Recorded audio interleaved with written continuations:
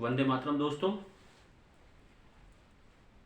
तो जैसा कि मैंने आपको पहले बताया था कि अब हम अगला सेशन करेंगे वो सुंदर कांड पे करेंगे कि हम सुंदर कांड से क्या सीख सकते हैं। और जैसा कि आप जानते हैं कि सुंदर कांड जो रामायण का है उसमें जो मेन कैरेक्टर हैं वो हैं हमारे श्री हनुमान जी। तो दोस्तों सेशन शुरू करते हैं आज का। दोस्तों, अहंकार ईश्वर का भोजन होता है और अगर आपको निरअहंकारिता सीखनी है तो वो हनुमान जी से सीख सकते हैं हम। सेशन आगे बढ़ेगा तो मैं आपको कुछ प्रसंग सुनाऊंगा और हम उन प्रसंगों से क्या सीख सकते हैं, उसे अपने जीवन में कैसे उतार सकते हैं, इस बारे में हम एक 40-45 मिनट की चर्चा करेंगे। तो दोस्तों शुरू करते हैं। तो अब समय आ गया है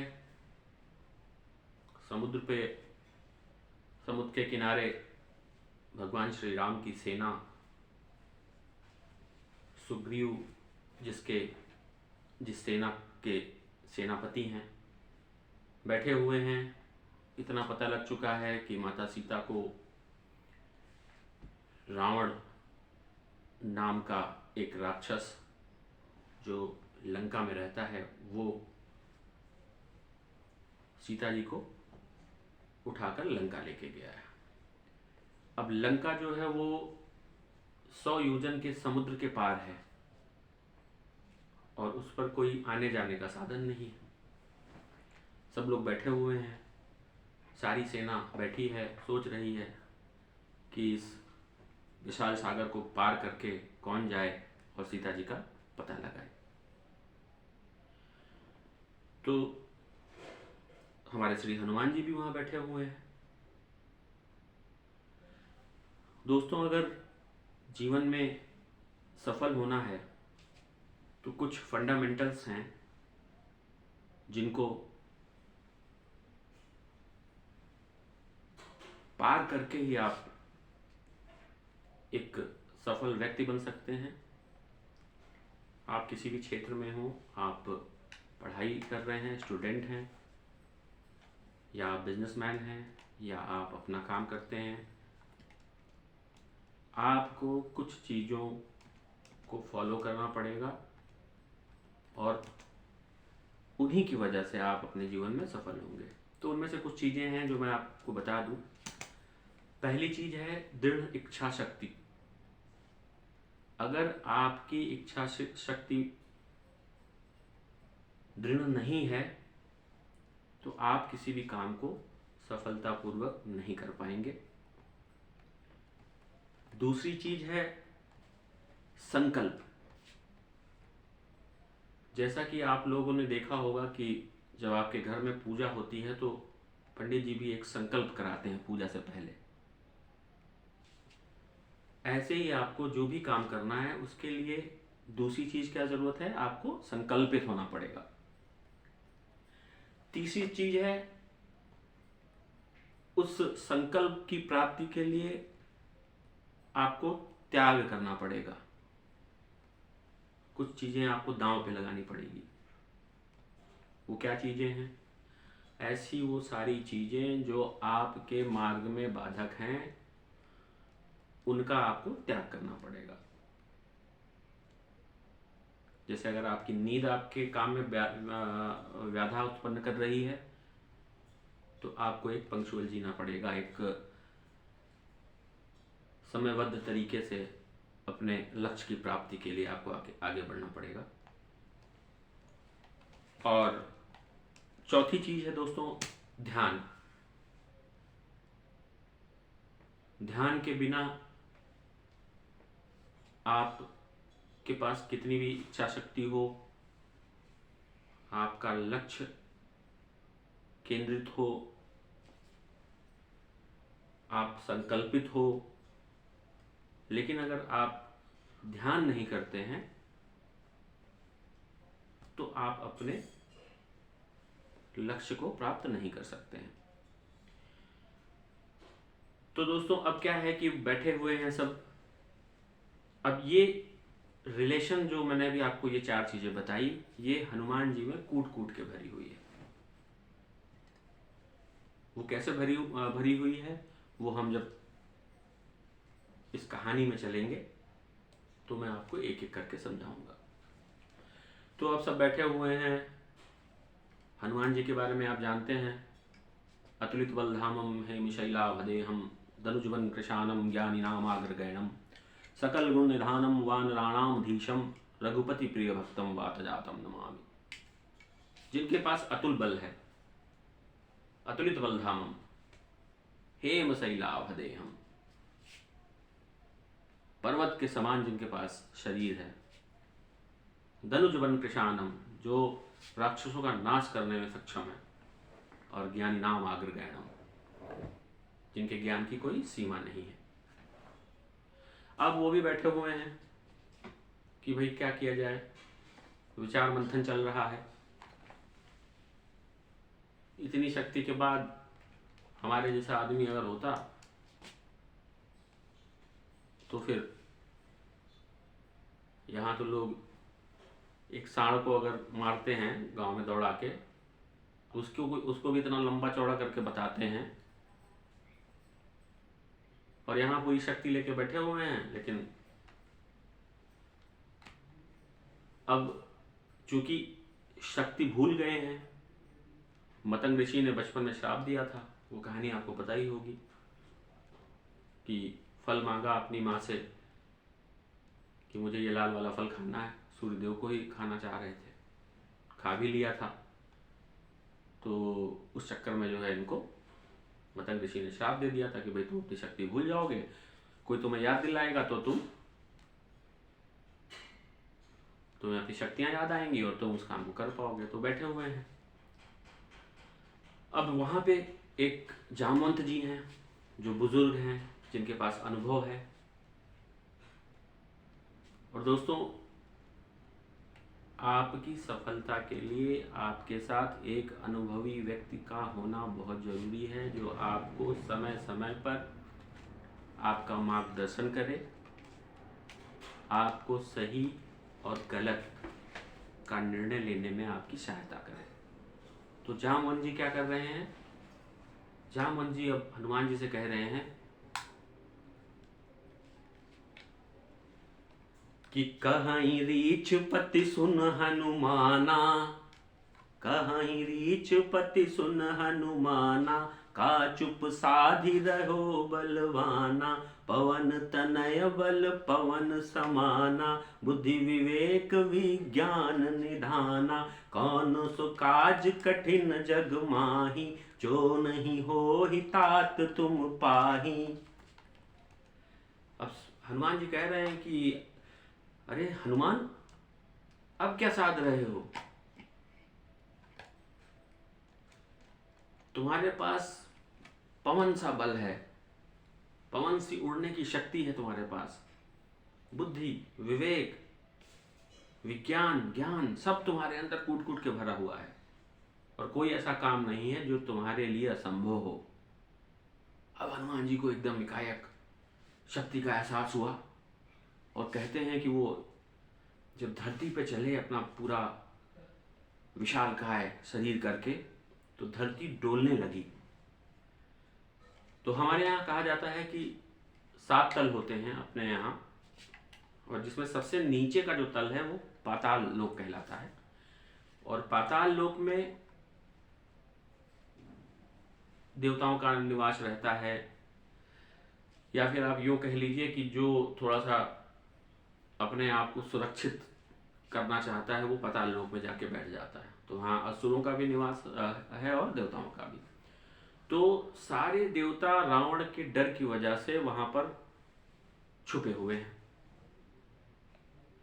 अब चूंकि जब हनुमान जी चल रहे हैं तो पूरा पाताल लोक तक धरती हिल रही है, और कहते हैं कि जब रावण चलता था तब भी धरती हिलती थी।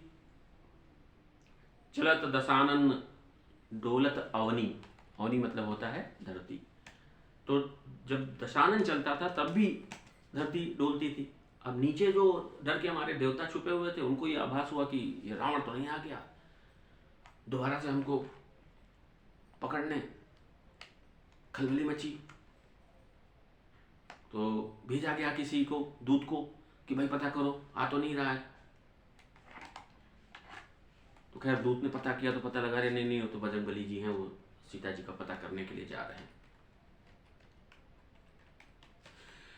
उसके बाद कहते हैं कि हनुमान जी जिस एक बड़े पर्वत पे चढ़ गए उस समुद्र को पार करने के लिए, और इतने वेग से उस पर्वत से कूदे, इतनी शक्ति से कूदे कि वो पर्वत पाताल लोक में चला गया।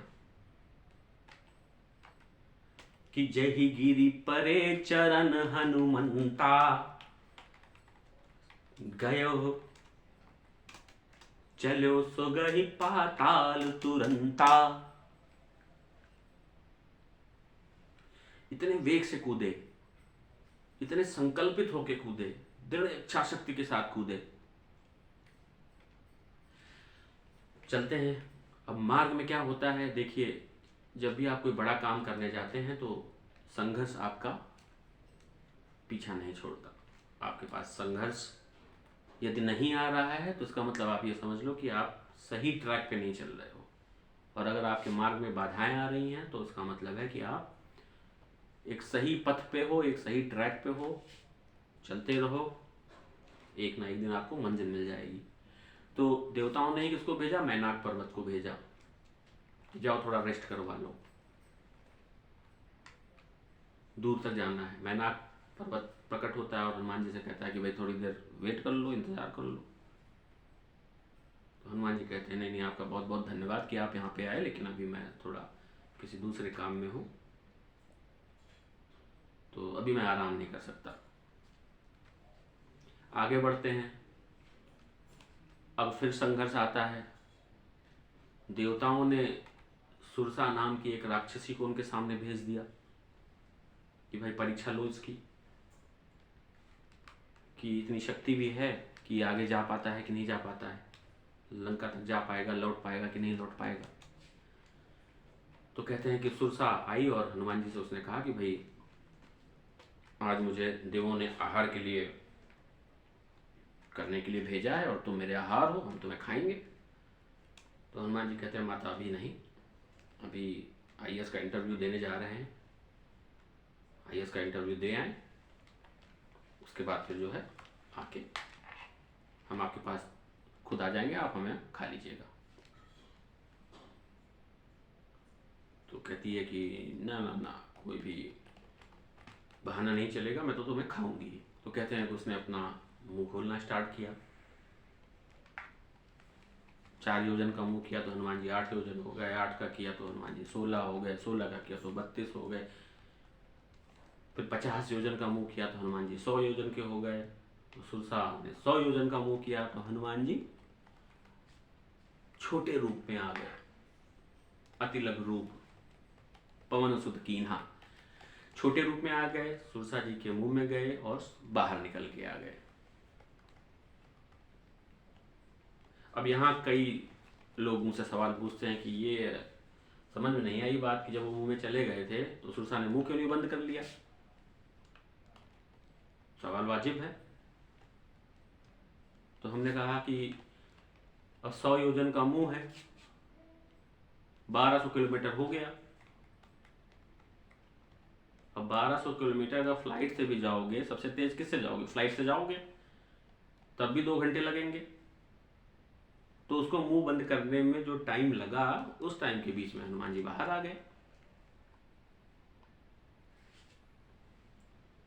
तब जाके वो क्रिटिक्स, उसने कहा कि बात आपकी समझ में आई। तो खैर हनुमान जी बाहर आए और बोले माता तुम्हारी भी रही, हमारी भी रही, अब हमें जाने दो, इंटरव्यू में लेट हो रहे हैं, वैसे लेट कर दिया आपने। तो सुरसा ने उन्हें आशीर्वाद दिया कि और बताया कि भाई हमें तो तुम्हारी परीक्षा लेने के लिए देवताओं ने भेजा था और तुम परीक्षा में सफल रहे, और जाओ और अपना काम करके आओ। और फिर हनुमान जी अपने 49 वेग से आगे बढ़ रहे हैं। अब रास्ते में एक और राक्षसी सिंहिका परछाई पकड़ लेती थी, वो ऊपर से उड़ने वाले पशु पक्षियों की। अब बताओ, ऐसी ऐसी टेक्नोलॉजी उस समय भी। अब वो उसने हनुमान जी की परछाई पकड़ ली। अब हनुमान जी जो है भाई ठहर गए, रुक गए, अब पकड़ के खींचने लगी अपने पास। हनुमान जी ने देखा, समझ गए कि ये तो कोई भाई ट्रैप है, तो उन्होंने वो नीचे वेग से आए और एक मुक्का एक दिया उसको और वो खत्म। अब मार्ग में बाधाएं आप देखो, संघर्ष आ रहा है, और हम और आप कह रहे अरे हमारे जीवन में तो बहुत संघर्ष है, हमारे पास तो ये नहीं है, ये होता तो ये हो जाता। क्या नहीं है इसकी चिंता नहीं करनी है, क्या है हमारे पास और उसमें हम अपना क्या बेस्ट दे सकते हैं, बस यही नियम आपको आगे बढ़ाएगा। आगे बढ़ते हैं। अब लंका, समुद्र पार हो जाता है, लंका की सीमा में आते हैं और एक बड़े भारी पर्वत पे चढ़ के देखते हैं लंका को कि भाई कैसे जाना है, कैसे पता लगाना है, सोच विचार कर रहे हैं। और लंका के दरवाजे पे जब जाते हैं तो लंकनी नाम की एक राक्षसी इंतज़ार कर रही है और कहती है कि हम तो भाई जो भी आदमी यहाँ से जाता है उसको हम अपना आहार बनाते हैं।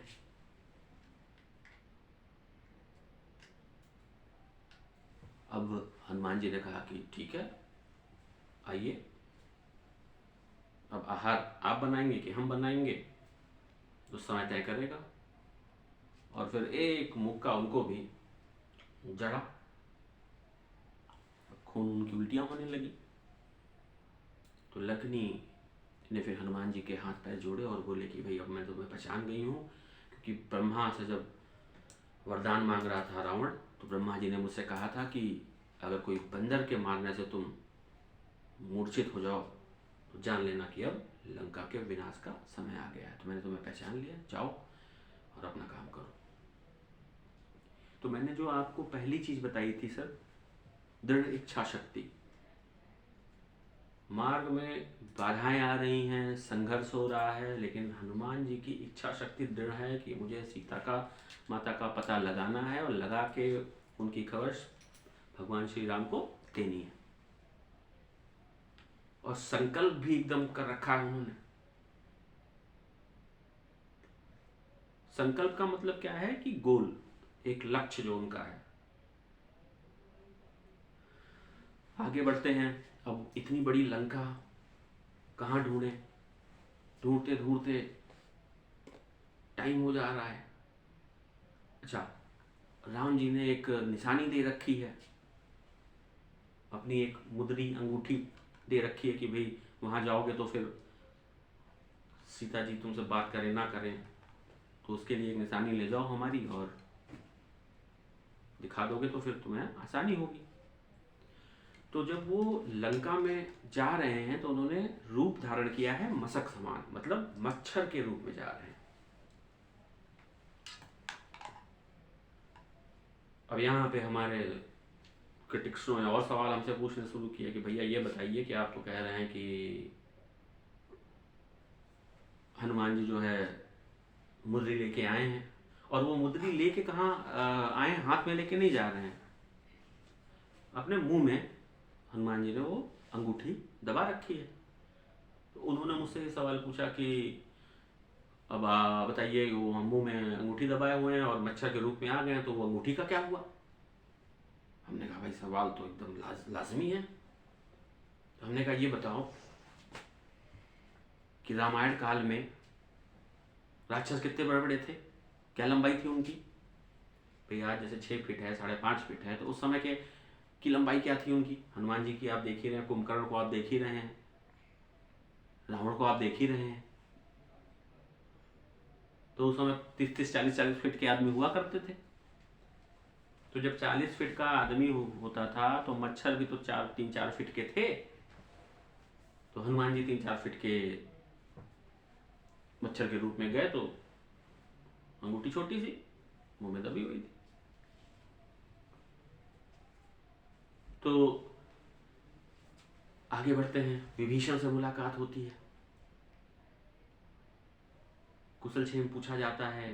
विभीषण जी उनकी मदद करते हैं और बताते हैं कि भाई अशोक वाटिका में माता को जो है कैद कर रखा है, रास्ता उसका बताते हैं कि जाओ वहाँ से तुम्हारा मनोरथ पूरा होगा और अपना काम आगे बढ़ाओ। अब जाते हैं अशोक वाटिका में, देखते हैं माता सीता एक अशोक के वृक्ष के नीचे बैठी हुई हैं। तो कूद के उस अशोक पेड़ के ऊपर बैठ जाते हैं। अब सोच विचार कर रहे हैं कि कैसे माता से मिला जाए, कैसे उनसे बात की जाए। इतने में रावण जो है वो अपनी दासियों और अपनी रानियों के साथ आता है और कहता है कि जो है समझाओ सीता को, अगर ये 1 महीने में नहीं मानी तो इसकी जीवन लीला समाप्त।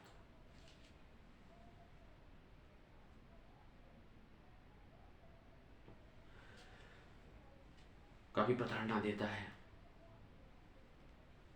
और तृष्णा को समझा के जाता है कि अपने इन राक्षसियों से कहो कि इसको तैयार करें। हनुमान जी ऊपर सब सुन रहे हैं।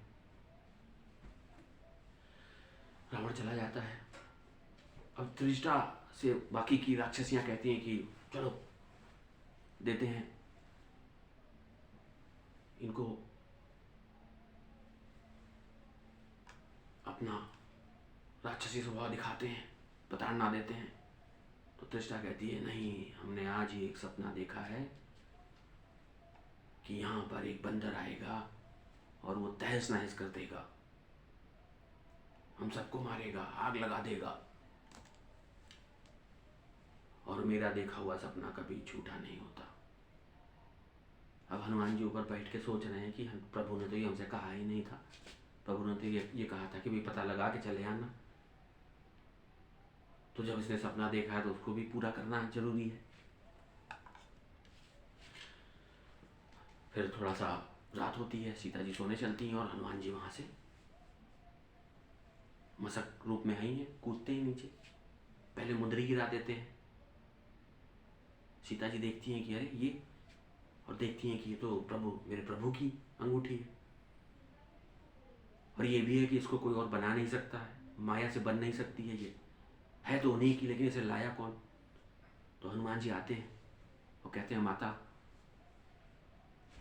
मैं लेके आया हूँ ये अंगूठी और आपका पता करने के लिए प्रभु ने यहाँ मुझे भेजा है। सीता जी कहती हैं कि क्या परिचय है तुम्हारा, कौन हो तुम। तो हनुमान जी कहते हैं कि रामदूत मैं मात जानकी, सत्य शपथ करुणा निधान की। कि हे माता मैं राम का दूत हूँ, इसके अलावा मेरा कोई परिचय नहीं है। तो जब सीता माता भगवान श्री राम को करुणा निधान के नाम से बुलाती थी, जब उन्होंने ये नाम सुना तो उनको यकीन हो गया कि ये प्रभु द्वारा भेजे हुए हैं। अब देखो दोस्तों, यहाँ सीखने वाली बात क्या है कि झुक कर रहना हनुमान जी से सीखना है हमको, निरअहंकारिता सीखनी है हनुमान जी से। अब उनकी जगह कोई और आदमी होता तो कहता कि माता इतना बड़ा समुद्र लांग के हम आए, कोई नहीं आ पाता यहाँ पर, लंकनी मारी, सिंगिका मारी, सुरसा को पछाड़ा और अपने शहर के 2-4 दबंगों का नाम और बता देते, हम ही आ पाए, कोई ना आ पाता। लेकिन उन्होंने ये नहीं कहा। उन्होंने क्या कहा, रामदूत मैं मात जानकी, सत्य शपथ करुणा निधान की। और माता को राम कथा सुनाई और बताया कि माता बहुत जल्दी हम लोग यहाँ पर आएंगे, बहुत विशाल सेना है बंदरों और भालुओं की प्रभु श्री राम के पास, और मेरे जैसे विशाल। अब उनको ये ध्यान नहीं है कि वो मच्छर के रूप में है, माता से कह रहे हैं कि मेरे जैसे ही बलवान योद्धा हैं उनके पास।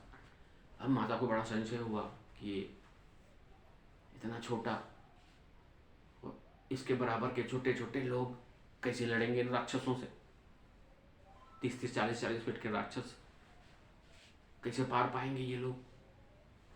तो माता कहती हैं कि मोरे हृदय परम संदेहा, सुन कपि प्रकट किए निज देहा, कनक भूधराकार शरीरा, समर भयंकर अति बलवीरा। कैसा कैसा है हनुमान जी का शरीर जो उन्होंने प्रकट करके माता को दिखाया। कनक भूतड़ाकार शरीरा, पर्वत के समान, पर्वत के समान शरीर है हनुमान जी का, जिनका पैर धरती पर है और शीश अंबर पर है। अब माता कहती है अरे रुक जाओ पुत्र। तो उन्होंने कहा भी और दिखाऊं, इतना भी कमजोर ना समझो हमको। अब दोस्तों यहाँ सीखने वाली बात क्या है कि हनुमान जी सीता जी का डर दूर करने के लिए विशाल रूप दिखा रहे हैं, और हम और आप डराने के लिए विशाल रूप दिखाते हैं।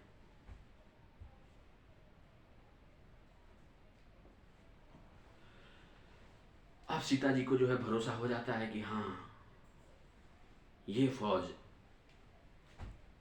रावण की सेना पे भारी पड़ने के लिए काफी है।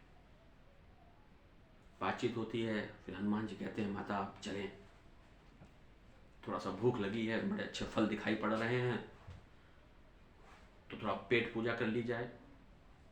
भैया तुम्हें जिस काम के लिए भेजा गया था वो काम हो गया, सीता जी को पता लगा लिए, अब वापस जाओ। अब तुम्हें चुल्ल क्यों करनी, फल खाएंगे,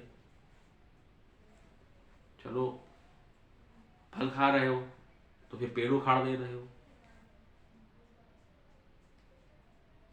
अब जो आ रहा है उसको मार रहे हो जो तुम्हें, क्योंकि जब वो फल स्टार्ट किए तो पहले वहां के लोगों ने कहा कि अरे वो एक बंदर आया है देखो फल खा रहा है, तो वहां के राक्षसों पहले ने कहा अरे चलो ठीक है एक ही तो है, खा लेगा, दो चार चला जाएगा। तो हनुमान जी कहे यार ये भी नहीं आ रहा कोई अब लड़ने। उन्होंने पेड़ी उखाड़ना स्टार्ट कर दिया। अब लड़ाई के मूड में है, क्योंकि वो त्रिजटा ने कह रखा है कि भाई बंदर आएगा उसका सपना अभी सच होना जरूरी। पेड़ उखाड़ के मार दिया।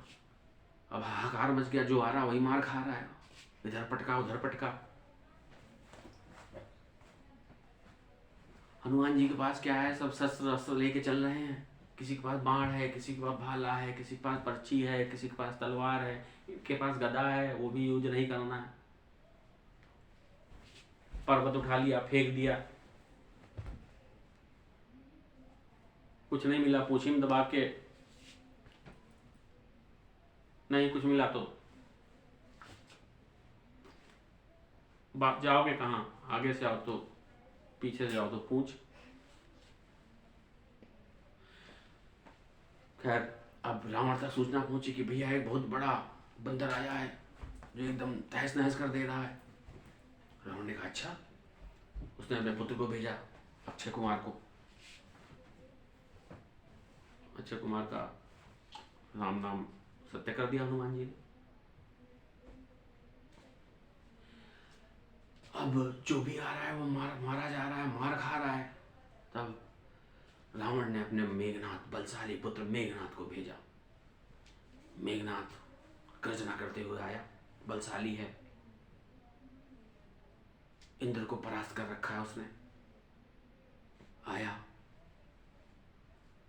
सारे अस्त्र शस्त्र सब प्रयोग कर डाले, हनुमान जी के पास कोई फर्क ही नहीं है।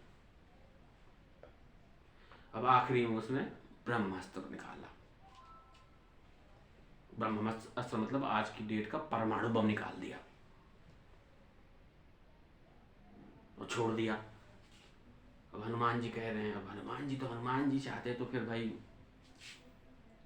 उसको भी वापस भेज देते, लेकिन उन्होंने कहा कि नहीं ये तो भाई अगर मैंने वापस भेजा तो बहुत बड़ा पाप हो जाएगा। जे ना मानहि ब्रह्मास्त्र महिमा मिटे अपार। तो बंध गए। अब सब ताली बजा रहे हैं कि भैया पकड़ा गया। रावण के जो है दरबार में पेश किया गया। अब हनुमान जी ने देखा दरबार,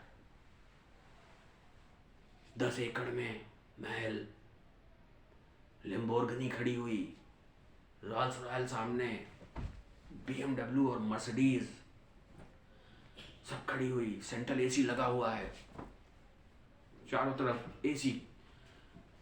एकदम ठंडा वातावरण,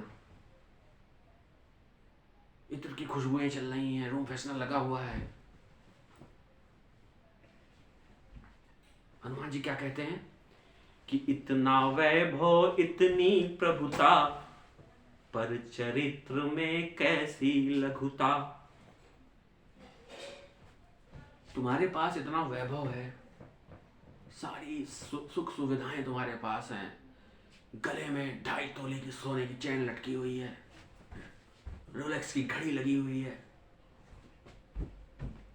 लेकिन चरित्र थोड़ा ठीक करो, अपना मन ठीक करो।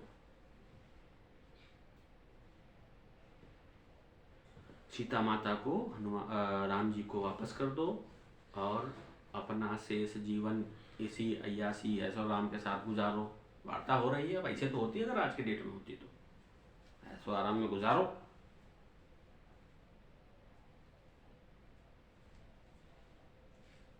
अब रावण कहता है कि कपि को देख हसाभिमानी, बोला व्यंग भरी ये वाणी। कि अब बंदर हमको सिखाएंगे, बंदर ज्ञान सिखाएंगे हमको, रावण को।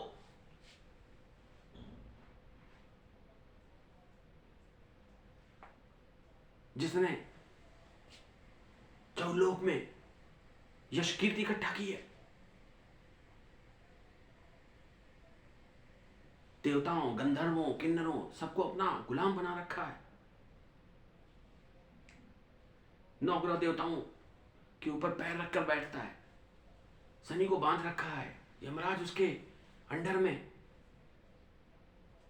अंडरवर्ल्ड का डॉन हूं मैं, मुझे सिखा रहे हो, और वो तुच्छ बनवासी तुम्हारा, वो मुझे हराएगा।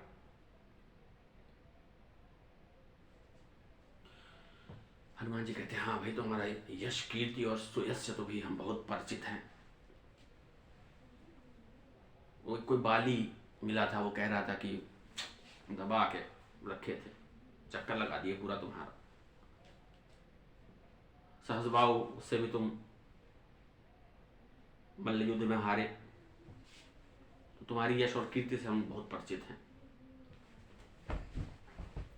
अब हनुमान जी से वो एकदम क्रोध में भर गया और बोला बंदर को मार डालो।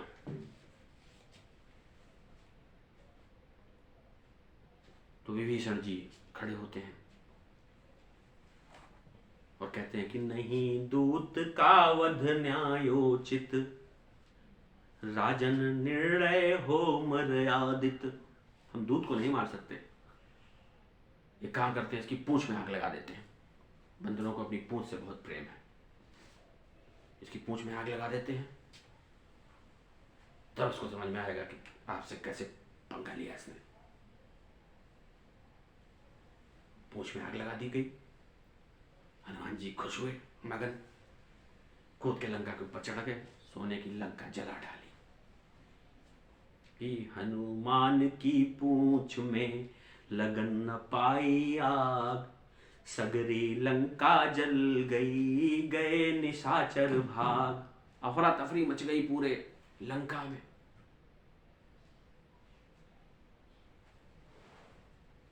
अब यहाँ पर जो मैनेजमेंट गुरु हैं वो कहते हैं कि भैया मैनेजमेंट के सबसे बड़े उदाहरण हनुमान जी, श्री हनुमान जी। वो ऐसे एम्प्लॉई हैं जो एम्प्लॉयर का 1 रुपए नहीं खर्च कराते। अब कपड़ा किसका जो पूंछ में लपेटा गया? रावण का। वो घी किसका जिसमें उस कपड़े को भिगोया गया? रावण का। आग किसने लगाई? रावण में। और जली किसकी? रावण की लंका। तो वो एम्प्लॉयर का 1 रुपया नहीं खर्च कराते, ना हींग लगवाते हैं ना फिटकरी लगवाते हैं, और काम करके चले आते हैं। लंका जल रही है, 3-4 घर छोड़ दिए, विभीषण का छोड़ दिया, अशोक वाटिका छोड़ दिया, त्रिष्टा का छोड़ दिया, बाकी सारी लंका जला दी। और ऐसा क्यों किया उन्होंने? मानसिक रूप से परास्त करने के लिए रावण को। और राम जी का एक विजिटिंग कार्ड दिया कि देख लो, जब हमारे जैसे आदमी ये कांड कर सकते हैं तो हमारे प्रभु अगर आ गए तो क्या करेंगे। मोरल डाउन होता है इससे। और युद्ध का ये नियम है कि आप अपने प्रतिद्वंदी का मोरल अगर डाउन कर ले गए तो वो युद्ध आपको जीतने से कोई रोक नहीं सकता। अब इसके बाद क्या होता है, आते हैं माता के पास दोबारा कि अब माता हो गया, कांड उंड कर लिया सारा, चलो अब प्रभु के पास जाते हैं और आपकी वो आप प्रतीक्षा कर रहे हैं आपके समाचार की, तो कुछ निशानी उठानी दे दो। माता ने उन्हें चूड़ा मणि दी और आशीर्वाद दिया। आए और भगवान राम के पास। अब जामवन जी पूरी खुशी की लहर दौड़ पड़ी बानरों में, जय बजरंग बली, जय बजरंग बली कहते कहते सब पहुंचे राम जी के पास। और जामवन जी ने कहा कि अरे भगवान आ गए हनुमान जी, सारा 100 योजन समुद्र पार किया, ये मारा वो मारा। तो राम जी कहे कि क्यों हनुमान, तुमने ऐसा किया? हनुमान जी कह रहे नहीं प्रभु, मैंने तो कुछ नहीं किया, जो किया वो आपने किया। विनम्रता बहुत जरूरी है जीवन में। अगर आप विनम्र नहीं हैं तो आप कितने भी सफल हो जाएं, आपकी छवि अच्छी नहीं हो सकती। विनम्रता, ईमानदारी, ये आपके आभूषण हैं, चरित्र।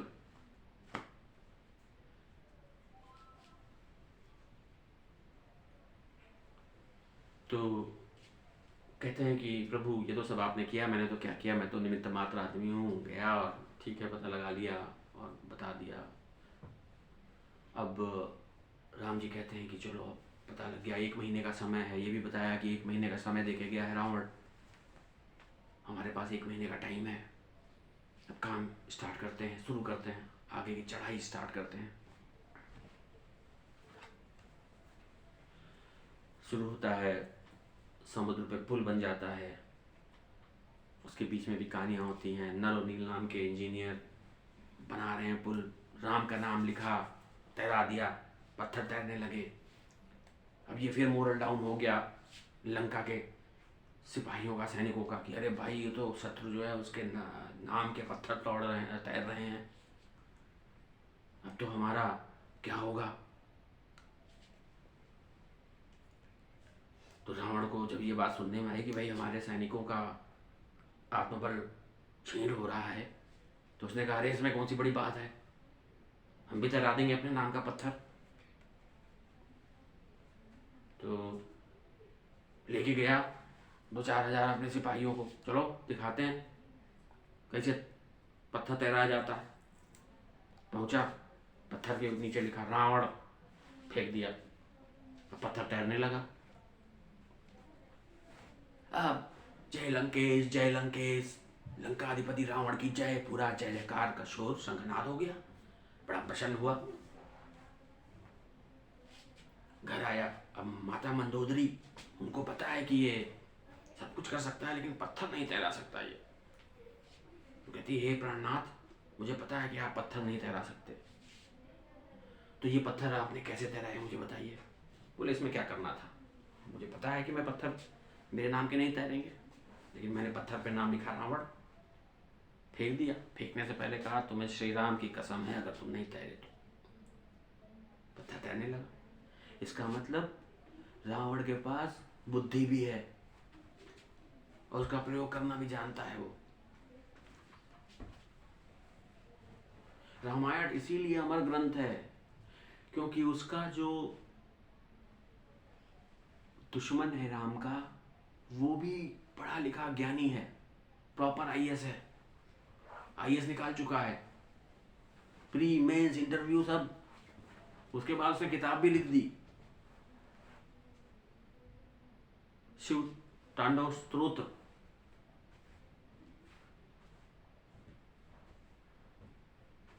साहित्य का ज्ञाता है, सबको अपने कब्जे में कर रखा है, बल बुद्धि सब है उसके अंदर, धार्मिक है, 10 शीश चढ़ाने वाला है पूजा में शंकर जी को प्रसन्न करने के लिए, सारे गुण विद्यमान है। ऐसा है राम का दुश्मन। खैर, समुद्र पे पुल बन जाता है, लड़ाई की शुरुआत होती है बंदरों भालुओं की फौज के साथ। भगवान श्री राम, हनुमान, अंगद, सुग्रीव आदि लोगों के साथ लक्ष्मण, और दूसरी सेना में भी एक से एक वीर योद्धा, रावण, कुंभकर्ण, मेघनाद, अतिकाय। ऑस्ट्रेलिया इंडिया का मैच हो, वर्ल्ड कप का फाइनल, रोमांच।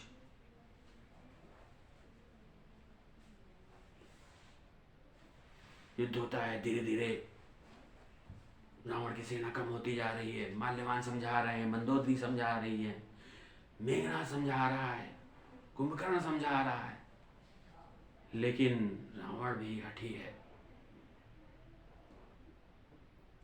लोग बता रहे हैं कि तुम स्वयं नारायण से टक्कर ले रहे हो, वापस कर दो माता को, प्राण बचाओ अपने।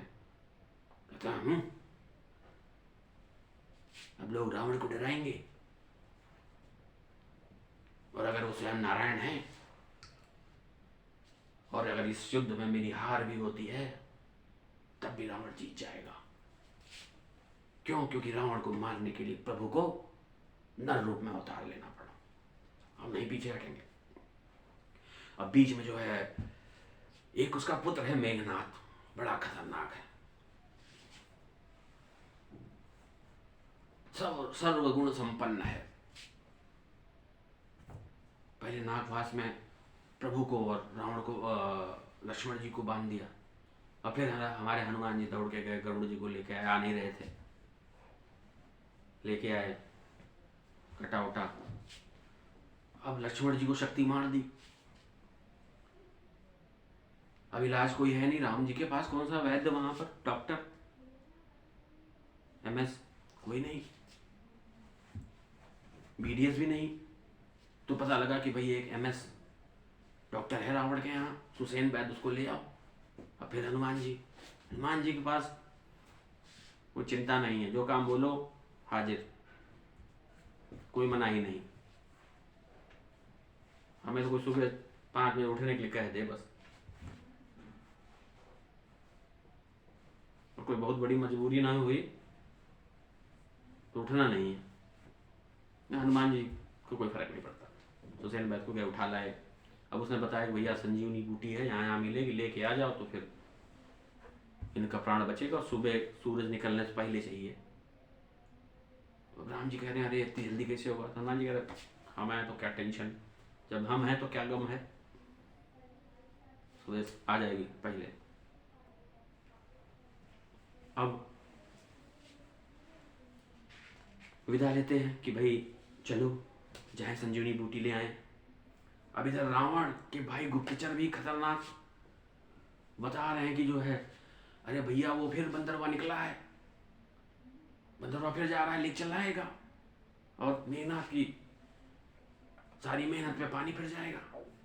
हनुमान ने बुलाया काल नेमी को, छुपे रुस्तम भी थे उसके पास, बुलाया काल नेमी को, आओ भाई। अब काल नेमी आया, हाँ महाराज बताइए, कहे काम करना है बहुत इंपॉर्टेंट। बोले हाँ बताइए। बोले एक बंदर है, वो जा रहा संजीवनी बूटी लेने, रास्ते में उसको जो है मार डालो। तो काल नेमी कहता है कहीं ये बंदर हनुमान तो नहीं? तो रावण कहता हाँ हाँ हाँ वही हनुमान वही। तो कहता जिसने आपकी लंका में आग लगा दी थी? बोले हाँ वही बिल्कुल वही। तो जब महाराज तुमने तुम्हारे रोके नहीं रुका तो हमारे जैसे तुच्छ प्राणी के रोके कहाँ रुकेगा। हम कहते चुप रहो, जाओ, आज्ञा का पालन करो, मार डालो बंदर को। अब काल नेमी आता है, बीच रास्ते में अपना ब्राह्मण का वेश बना लेता है।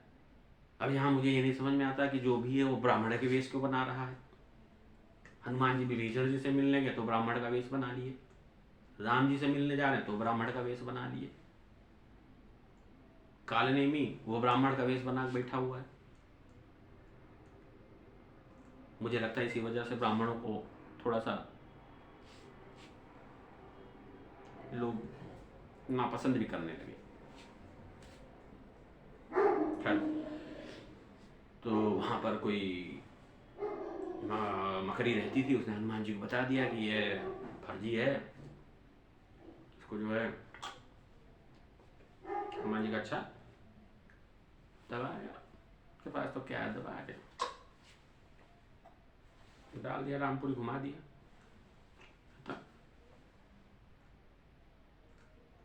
गए, अब जा रहे हैं तो रास्ते में उनको पता है कि सुबह सूर्य निकलने से पहले भैया ये काम करना है।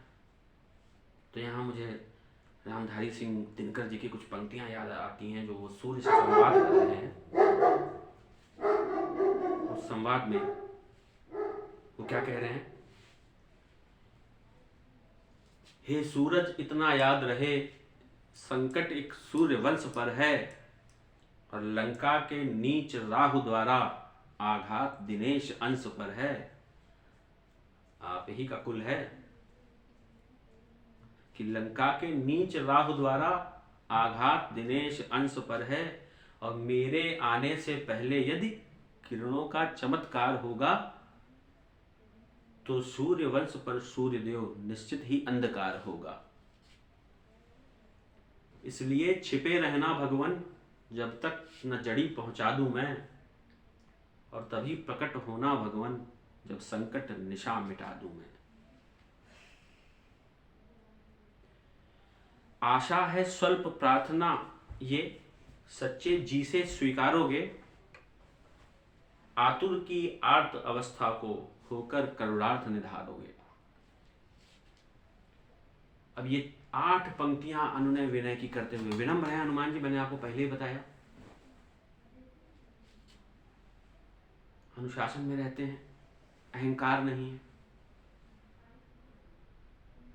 लेकिन परिचय पत्र भी तो देना जरूरी है कि मान लो इतने अनुनय विनय के बाद, जैसे वो पर्वतवा नहीं मान रहा था, जब राम जी विनय उन्हें कर रहे तो कहाँ माना था 3 दिन बाद। तो राम जी ने कहा ना कि विनय न मानति जलद जड़ गए, 3 दिन बीत बोले राम सकोप तब भय बिन होत न प्रीत। तो इसको थोड़ा सा भयाक्रांत भी करें, नहीं तो पता लगा निकल ही जाए।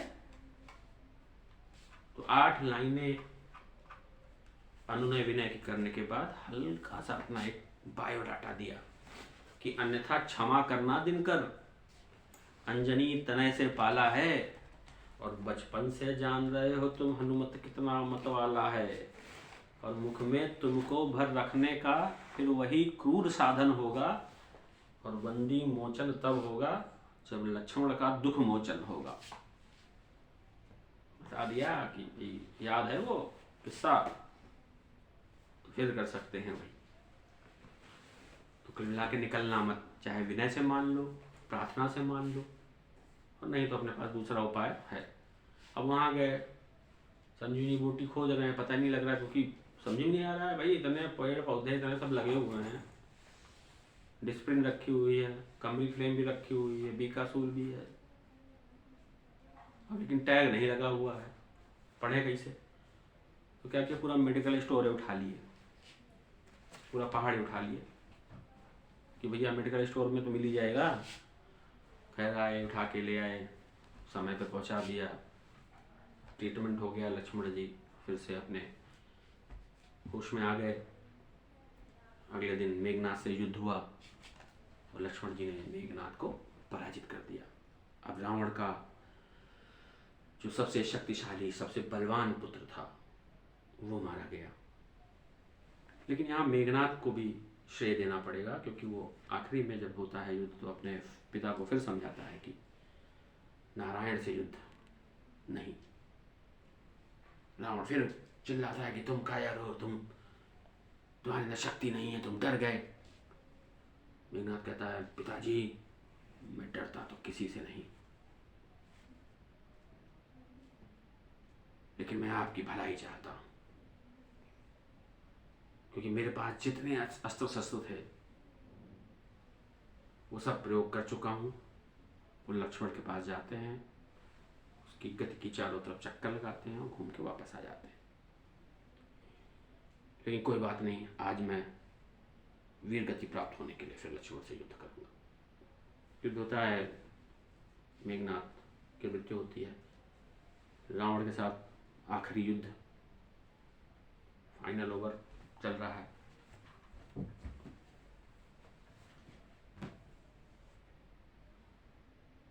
मेघनाथ और सचिन तेंदुलकर, राम रावण,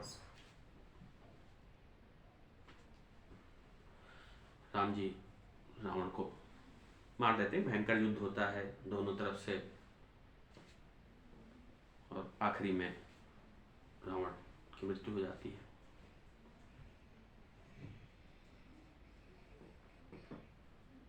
तो दोस्तों, इस कहानी से हमें ये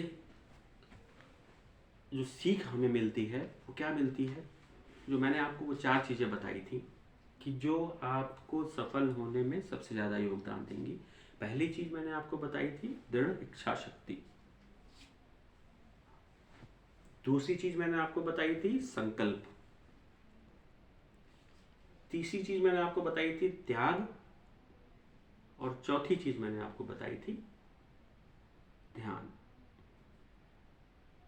अगर आप इन चारों चीज़ों पे कमांड कर लेते हैं तो आपको आईएएस बनने से कोई नहीं रोक सकता। मैं बार बार आईएएस बीच में शब्द इसलिए लाता हूं क्योंकि भारतीय व्यवस्था में आईएएस एक सबसे बड़ा पद होता है। आप किसी भी क्षेत्र में हो, आप स्टूडेंट हैं, आपको ये 4 चीज़ों का पालन करना पड़ेगा। इच्छा शक्ति को मजबूत करना पड़ेगा, संकल्प ले लेना होगा, ध्यान करना होगा। ध्यान मतलब विद्यार्थी के लिए ध्यान क्या है? उसकी किताबें और उसका मंथन, और इसके लिए त्याग करना पड़ेगा। सुबह जल्दी उठना पड़ेगा, समय से खाना खाना पड़ेगा, समय से सोना होगा, समय से पढ़ना होगा, समय से खेलना होगा।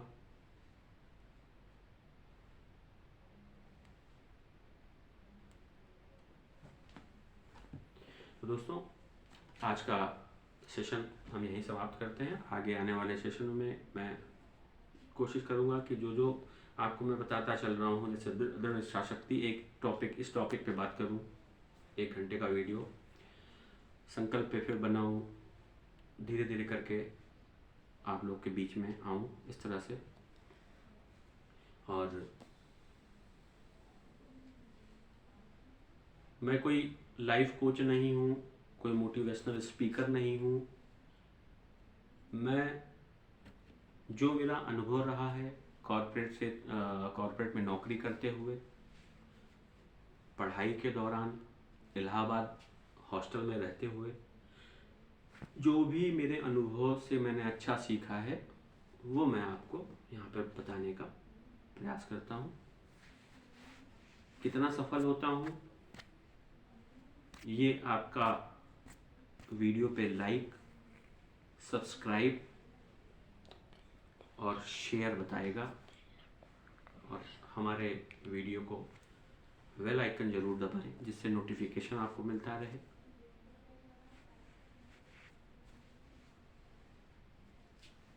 चार लाइनों के साथ इस सेशन को समाप्त करता हूं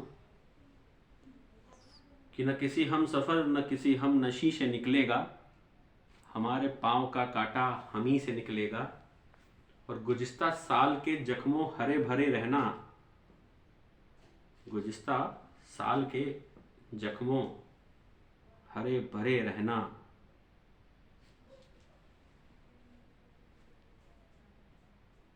चेहरा इस बरस भी यहीं से निकलेगा। धन्यवाद, बहुत बहुत धन्यवाद।